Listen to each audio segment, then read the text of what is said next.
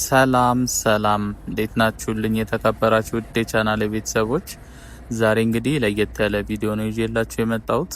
እንግዲህ መግቢያው ላይ እንደተመለከታችሁት ነው አዲስ አበባ ስቴዲየምን ሙሉ ዙሪያውን እንግዲህ ውስጡንም ጨምሮ በደንብ የምንጎበኘው ነው የሚሆነው ዛሬ። እንደምታውቁት እንግዲህ የአዲስ አበባ ስቴዲየም የጣራና የወንበር ገጠማ እንደተጀመረ ከዚህ በፊት ነግሬያችሁ ነበረ። እንዲሁም በሚዲያ ላይ ብዙ ቦታ እየተወራለት ነው የሚገኘው። እንግዲህ ዛሬ እሱን የምንመለከት ነው የሚሆነው። ውስጡ ምን ይመስላል የሚለውን እንመለከታለን ማለት ነው። እንግዲህ ለቻናላችን አዳዲስ የሆናችሁ ቤተሰቦች ሰብስክራይብ በማድረግ እንግዲህ ቤተሰባችን በመቀላቀል ጀምሩ። እንዲሁም ቪዲዮ ሌሎች ጋር ተደራሽ እንዲሆን እንዲሁም ለቻናላችን እድገትም እንዲረዳን የበኩላችሁን ላይክ እና ሼር በማድረግ አጋርነታችሁን አሳዩን።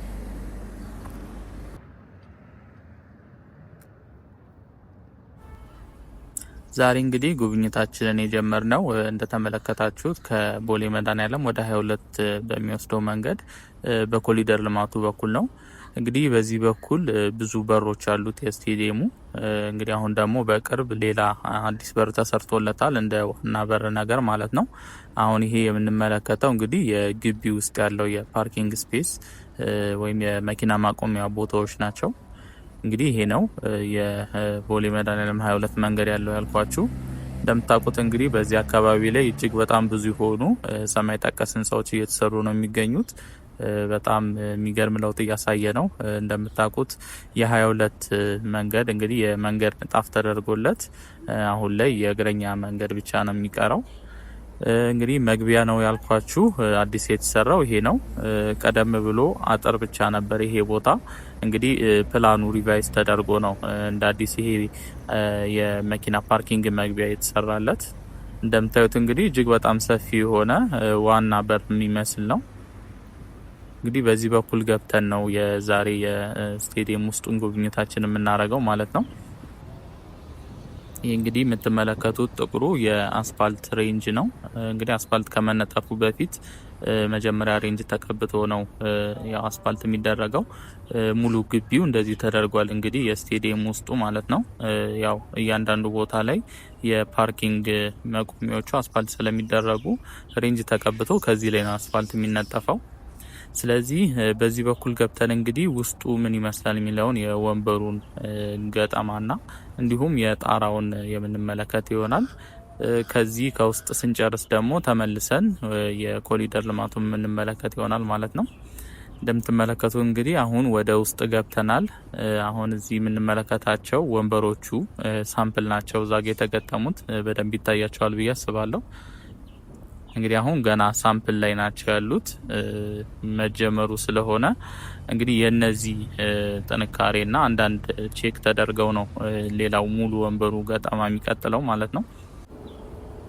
ይህ ስቴዲየም እንግዲህ እንደምትመለከቱት ነው። እጅግ በጣም ግዙፍ የሆነ ስቴዲየም ነው።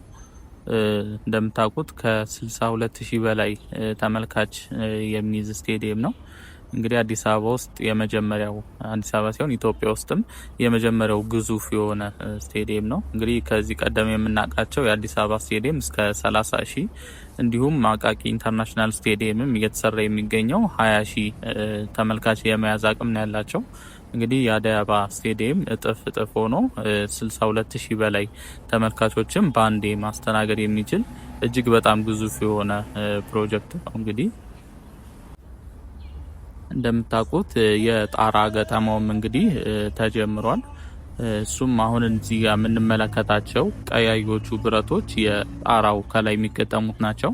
አሁን ላይ እንግዲህ ወደ ውስጥ ገብተው እየተደረደሩ ነው የሚገኙት።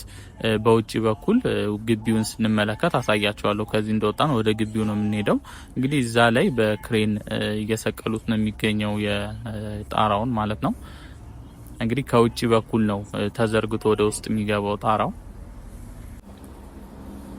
እንግዲህ ስቴዲየም ውስጥ የሳሩ ፊልድ ጋር የገባሁት በዋናው መግቢያ ነው። ስቴዲየሙ እንግዲህ ብዙ መግቢያዎች አሉት። የተጫዋቾች መግቢያ እና የተለያዩ አሁን ይሄ መኪና ማስገባት የሚችል ነው። እንደዚህ ጉዳት ሲደርስ ምናምን በዚህ በኩል መኪኖች ገብተው እንግዲህ ሰርቪስ መስጠት የሚችሉበት ቦታ ነው። አሁን እንግዲህ ከዋናው ከሜዳው እየወጣን ነው የምንገኘው፣ ወደ ግቢው እየሄድን ማለት ነው። እንግዲህ ግቢውም እጅግ በጣም ሰፊ ነው። ብዙ የፓርኪንግ ስፔሶችና የተለያዩ ትሬን ማረጊያ ሜዳዎችም አሉት። ከዛም ባለፈ ብዙ ግሪን ኤሪያዎች አሉት። እንግዲህ ግቢው ብቻ እጅግ በጣም ሰፊ ስለሆነ ብዙ መኪኖችንና ብዙ ሰዎችን በአንድ ጊዜ ማስተናገድ የሚችል ነው። ለቻናላችን አዳዲስ የሆናችሁ ቤተሰቦች እንግዲህ ሰብስክራይብ በማድረግ ቤተሰባችንን መቀላቀል እንዳትረሱ። በየቀኑ በምንሰራቸው የዎኪንግ ቱር ቪዲዮዎች አዲስ አበባ ውስጥ እየተሰሩ ያሉ አዳዲስ ፕሮጀክቶችንና አዳዲስ ገጽታዎችን በየቀኑ የምናስቃኛችሁ ነው የሚሆነው። እንዲሁም ለቻናላችን እድገትም ቪዲዮ ሌሎች ጋር ተደራሽ እንዲሆንም ላይክ እና ሼር በማድረግ የበኩላችሁን አጋርነታችሁን አሳዩን።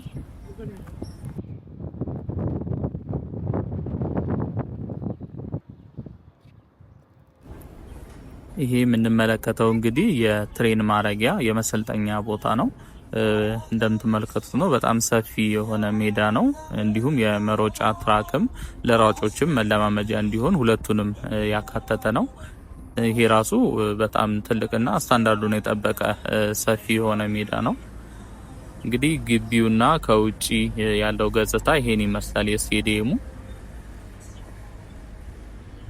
እንደምታዩት እንግዲህ ትራዲሽናል በሆነው በመሶብ ቅርጽ ነው እየተሰራ የሚገኘው ይሄ የአዲስ አበባ ስቴዲየም ዲዛይን ማለት ነው። የስቴዲየሙ ጣሪያ እንግዲህ የሚገጠመው ይሄ ከፊት የምንመለከተው ዚግዛግ ቅርጽ ያለው እዛ ላይ ነው የጣራው መሰረት የሚያልፈው ማለት ነው። እንግዲህ ከዛ ላይ ተነስቶ ከርቭ እያደረገ ወደ መሀል ሜዳ አካባቢ ድረስ የሚቀጥል ይሆናል የጣራው ገጠማ። ይሄ ስቴዲየም እንግዲህ አሁን ላይ ወደ ፋይናል ፌዝ እየሄደ ነው የሚገኘው። እንደምታውቁት ሁሉም ነገር ተጠናቆ አሁን የጣራና ወንበሮቹ ነበር የሚቀሩት። እንግዲህ አሁን እነሱም ተጀምረዋል። አሁን ወደ መጠናቀቁ ተጠግቶ እንግዲህ ለአገልግሎት ዝግጁ የሚሆንበት ጊዜ ተቃርቧል ማለት ነው። እንግዲህ ይሄ ከፊት የምንመለከታቸው ክሬኖች የጣራውን እየሰሩ ነው የሚገኘው። አሁን ላይ ማቴሪያል እየወረደ ነው።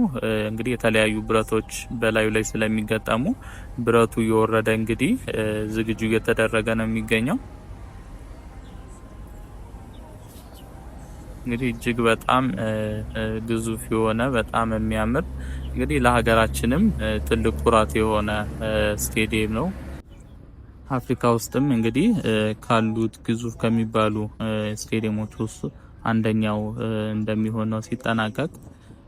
እንግዲህ ኢትዮጵያ የ2028ቱን የአፍሪካ ዋንጫ ለማዘጋጀት ራሷን እያዘጋጀች ነው የምትገኘው። እንደዚህ ኢንተርናሽናል ስቴዲየሞች እንግዲህ ወሳኝነት አላቸው።